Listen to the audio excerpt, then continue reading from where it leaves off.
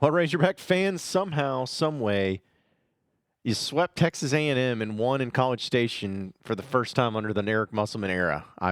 All right, let's make sense out of this. You are Locked On Razorbacks, your daily podcast on the Arkansas Razorbacks, part of the Locked On Podcast Network, your team every day. And welcome into the Locked On Razorbacks podcast. I am your host, John Nabors. I am also the host of the John Nabors Show, which you can catch every weekday afternoon from 4 to 6 on Natty State Sports and nattystatesports.com. Today's podcast is brought to you by Gametime. Download the Gametime app, create an account, and use code LOCKEDON for $20 off your first purchase.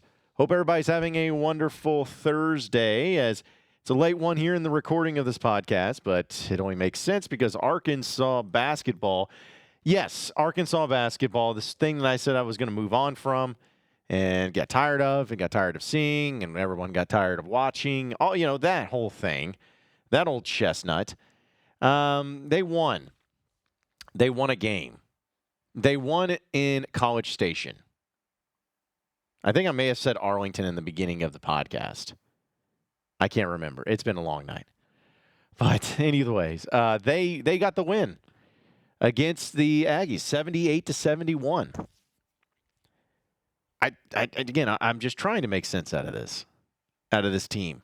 I will say that the performance that they put forth in the past two games, and even Eric Musselman said this in his press conference after the game, he said this is the best 80 minutes that this team has played so far this year. Arkansas played against Mississippi State, fell short, had a really good performance overall, and even had a lead at the very end of the game, but just didn't close it out. And in this one, Arkansas pretty much led the entire time, to be honest. Arkansas was down early. They took a lead, and I think it was about midway point of the first half, and never looked back. It got a little dicey, got a little close, as it tends to do. But Arkansas held on. Now, you had great performances specifically by Tremont Mark and Makhi Mitchel, which we'll talk about Makhi Mitchel a little bit more specifically here in just a little bit.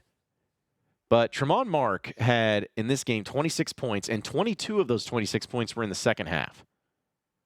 Dude just decided to take over. I mean, 26 points, 6 rebounds, 5 assists, a steal, and a block shot, all with a very sore shoulder. Played 36 minutes in this game. An outstanding performance. 8 of 16 from the field, hit 2 threes, 2 of 3, 8 of 10 from the free throw line. Then you had Makhi Mitchel, 22 points, 13 rebounds. Outstanding game for him. 4 block shots. And you could even throw in a couple of guys, too, that may not have filled up the stat sheet, but were crucial parts. Like Caleb Battle. Caleb Battle had 15 points, 3 of 15 from the field. But he had 9 of 10 free throws, 4 rebounds, 2 assists, 2 steals. And then also a Jeremiah Davenport, who may not get as much love here, but he did play 20 minutes. He took 6 threes and only made 1. But he goes 4 of 10 from the field with 9 points, 3 rebounds, 2 offensive rebounds, which are huge. Also had 2 steals. So you just had some really good performances out of Arkansas in this game, or at least a couple of them offensively. The offense was okay, so this is what's crazy, folks. Arkansas scored 78, A&M scored 71. That's not a whole lot of points, but it's also not a low-scoring game. But what's wild is both teams shot sub 40% from the field. Arkansas shot 39%. A&M shot 33% from the field. 30% from three-point range. Folks, Texas A&M shot 26% in the second half. They went 10 of 38. And there was at one point in time that they were shooting, I believe, 11% in the second half. Luckily for them, they caught fire and started actually scoring some points late in the game, but just trash. A&M is not a good basketball team. They're just not a good basketball team. And in this particular game, the shooting was abysmal by them. Now, Arkansas did get out-rebounded by 47-40, but it's a lot better than what people would thought. Because A&M has got is a big team that's known for their rebounding. Arkansas turned the ball over 11 times. A&M turned it over 12. So pretty even there. But Arkansas, I think, also did a really good job defensively. Say what you want about him, but Wade Taylor, a guy who went for what seemed like 80 points last time these two teams played in Fayetteville, Wade Taylor fouled out of the game and only had 11 points on 3 of 12 shooting. Now, he did have 9 assists, but had 4 turnovers. So, yeah, he did not have a great game. Tyrese Radford went 5 of 16, another guy who was really good for him, 12 points, 8 rebounds. Henry Coleman III, 12 points, 6 rebounds. Solomon Washington, 7 points, 10 rebounds. So we had a few guys that were decent, but just the overall performance out of them offensively was not good. And I think you got to give a lot of credit to Arkansas's defense. But we know that A&M is known for 2 things. They play, without question, the most boring version of basketball you will ever see. It is boring because they will go with getting to the line, getting free throws, and offensive rebounds. They can have success in it, but in this particular game, they did both of those things. They got to the free throw line 39 times, and they had 20 offensive rebounds. They averaged 18 on the season. They had 20 offensive rebounds in this game. But the thing is even though A&M did the 2 things they're known for, it's what follows up and how you equate them to points that they failed miserably at. I mentioned that they went to the line 39 times in this game. They hit only 25 free throws. That's good enough for 64%. 64% from the free throw line. In the first half alone, they went 8 of 14. That's 57%. So they got to the free throw line. They just didn't convert. And the offensive rebounds, 20 offensive rebounds. It's so absurd. Well, how do you turn offensive rebounds into points?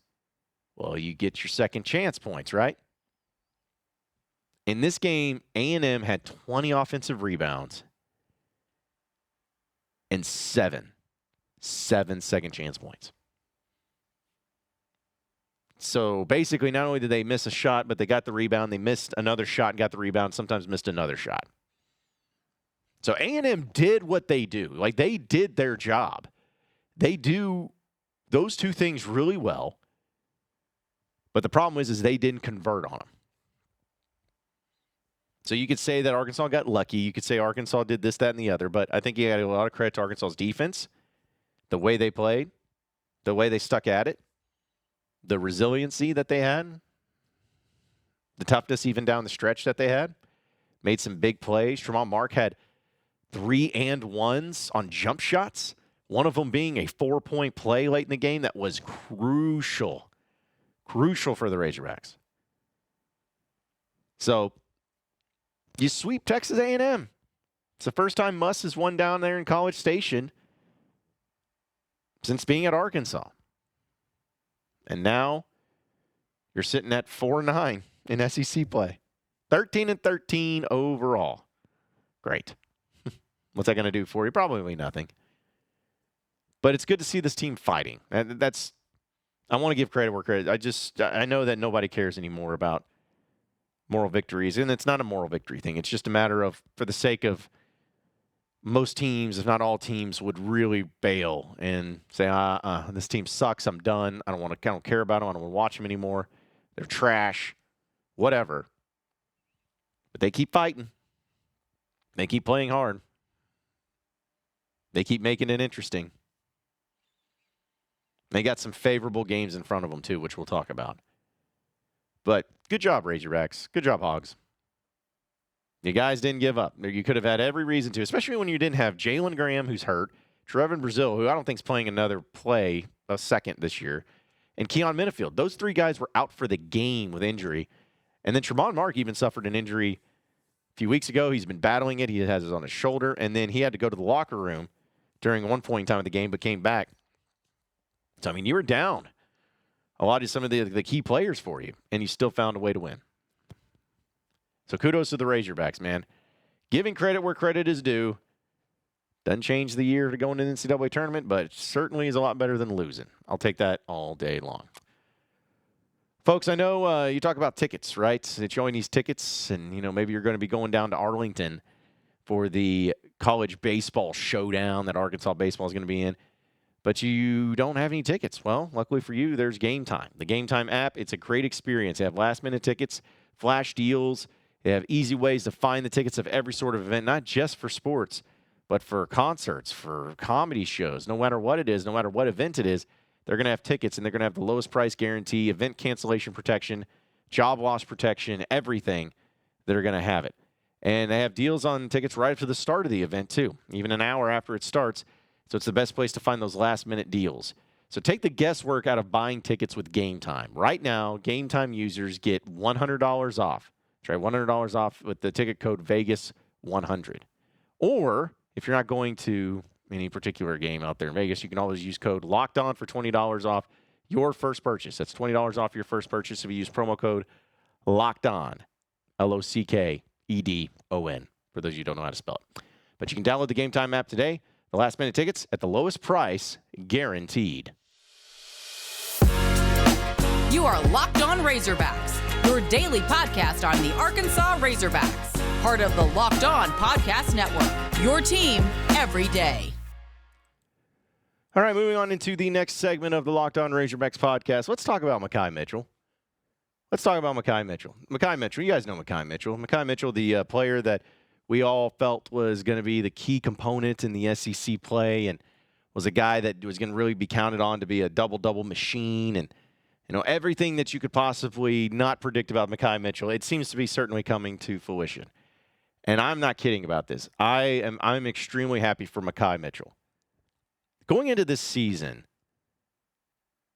if you were going to tell me to rank the players on the roster for Arkansas, Makhi Mitchel probably would have been pretty close to the bottom. And I'm just being honest. He would have been close to the bottom. And scholarship players, we're talking. You may be able to throw in, between him or, actually, I don't even know, maybe Joseph Pinion, something like that, but he would have been close to the bottom. He's one of those players that, of the three returners from last season, he was the one I was least excited about returning, but at least he had some experience and everything. But either way, he hadn't really done anything so far on this year that really wowed you leading up to it. He had a few decent games here and there. He had 9 points, 6 rebounds. Kind of the typical games that he had last year whenever he was playing fairly well. But something happened. Something clicked. Whenever that Kentucky game happened, which I know Arkansas's lost a few of these games too. But when that Kentucky game happened, he just figured something out. He's gotten into a groove. And I'm going to delete the Tennessee game because the Tennessee game was bad for everybody. But you're talking about of the last 6 of the last 7 games, minusing that Tennessee game. Listen to these stat lines for Makhi Mitchel, starting with Kentucky. 12 points, 13 rebounds, 4 block shots, 1 assist, 1 steal. 32 minutes of play. Missouri on the road. 19 points, 14 rebounds, 2 assists, 34 minutes of play. All right. At LSU. Not as stellar of a game, but still.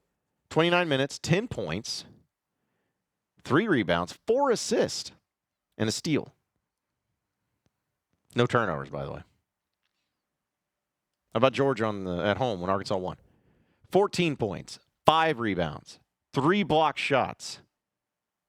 I mentioned 4 block shots against Kentucky earlier, but 3 block shots. And that was in 25 minutes of play. Mississippi State on the road this past Saturday. 21 points, 9 rebounds, 1 assist, 2 block shots, 2 steals. And 23 minutes of play. And then in this game against Texas A&M, an A&M team that has big guys, an A&M team that's known for their offensive rebounds, an A&M team that can be considered somewhat physical. Makhi Mitchel, 22 points, 13 rebounds, 4 block shots, 33 minutes of play. 10 of 12 from the free throw line. Folks, that's absurd for Makhi Mitchel.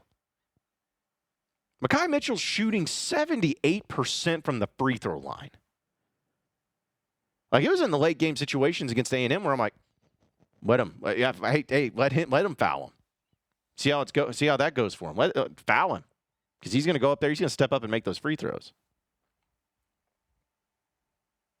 It's insane, the difference that Makhi Mitchel has been just over this past few games.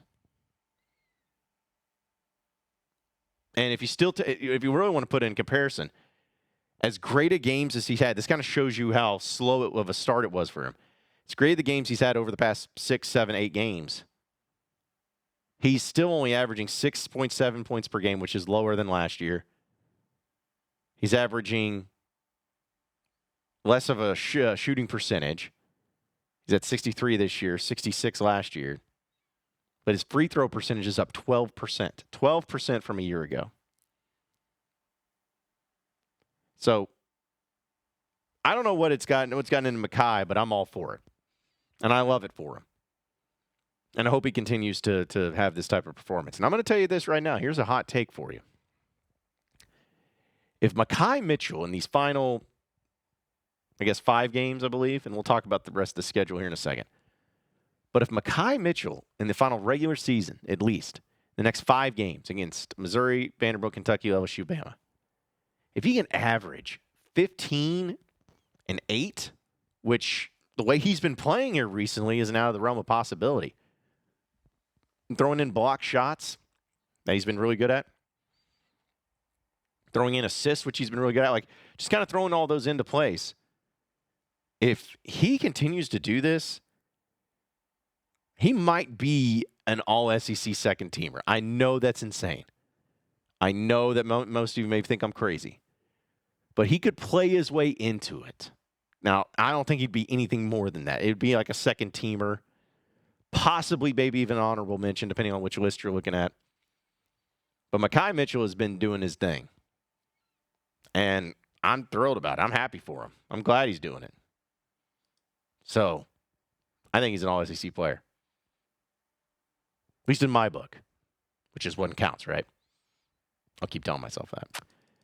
Get buckets with your first bet on FanDuel, America's #1 sports book, because right now, new customers get $150 in bonus bets with any 5 winning dollar bet. That's $150 if your bet wins. Bet on all your favorite NBA players and teams with quick bets, live same-game parlays, exclusive props, and so much more. Just visit FanDuel.com/lockedon and shoot your shot. FanDuel, the official sportsbook partner of the NBA. You are Locked On Razorbacks, your daily podcast on the Arkansas Razorbacks, part of the Locked On Podcast Network, your team every day. All right, so final segment here on the Locked On Razorbacks podcast. Let's look at the rest of the Razorbacks schedule, because Arkansas is who they are. They're a 500 team. There is a way that they could avoid Wednesday night sadness. Because as where it stands right now, Arkansas's 4-9 in SEC play. Georgia's 4-8. LSU's 5-7. LSU and A&M's 6-7. Arkansas's just 2 games behind Texas A&M. Think about that. And 2 games behind them in the overall record, too. So there's a lot to happen, especially since one of the teams that are in front of them and close to them, they still have a game against, and it's a home game. But look at the rest of the schedule. Arkansas's got Missouri at home this weekend. That should be an easy win. Missouri is awful. They are an awful, awful, awful basketball team. They are 0-13. That should be an easy win. And then you follow that up with another home game against Vanderbilt, the second worst team in the SEC. By far. Should be a win. Now, you're going on the road to Kentucky. I'm not going to predict Arkansas to win that game. Kentucky's not great. You played a decent game against them at home, but it wasn't enough. But they're not unbeatable, but I'm not going to pick Arkansas to win that game. At least not right now. And then you get LSU at home. LSU, again, is 5-7. You're 4-9. They're not a great team. You may want to pay back because they took it to you when you played down there in Baton Rouge. So you'd like to get a little revenge. And then on the road against Alabama at the end of the season, I don't think you're going to win that one. I think Alabama, I think, may be listed officially as the best team in the SEC, but they're not. Tennessee's better than them. But still, good team. So you're talking about, folks, where you could – I think you'll win the rest of your home games. At least you should. That's 3 wins. And just say if you did that and lost to Kentucky and Alabama on the road. 3 wins get you to 7 wins in the SEC. Okay? 7-11. And you finish with a winning record, barely, but you do. 16-15, I think, would be your final record. And you might be able to avoid Wednesday night sadness in the SEC tournament. But say if you found a way, man, just if you found a way to beat that Kentucky team, or because you beat them last year on the road in Rupp. But say if you screwed around a little bit and won that game. You know, I'm not going to predict right now, but say if you did. Say if you got 4 wins. The fact that you could be sitting at 8-10, considering where you're at right now, is pretty insane. You're not going to predict it, but at least there's reasons to believe that it could happen. Probably won't, but could happen. But at least it has my interest to see where it goes. I think it has a lot of your interest too. But we'll have to wait and see and find out. Appreciate everybody listening in to Locked On Razorbacks podcast. Be sure to like and subscribe to the podcast on iTunes or on Google Play. You can also get after me on Twitter at John Nabors Show for any questions, comments, concerns that you may have. Keep it going from there. Same podcast time, same podcast channel tomorrow afternoon. Have a great day, everybody. We'll see you then.